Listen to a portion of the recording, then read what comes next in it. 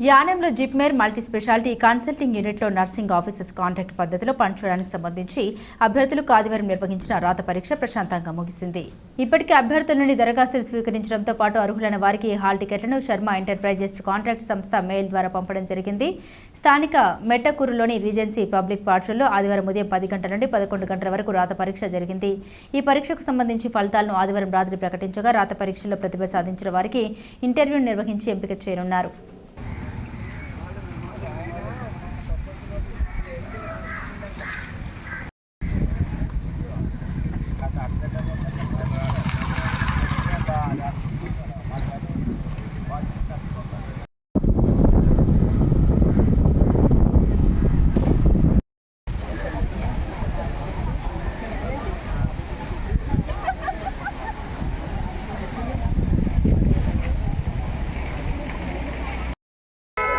Exactly.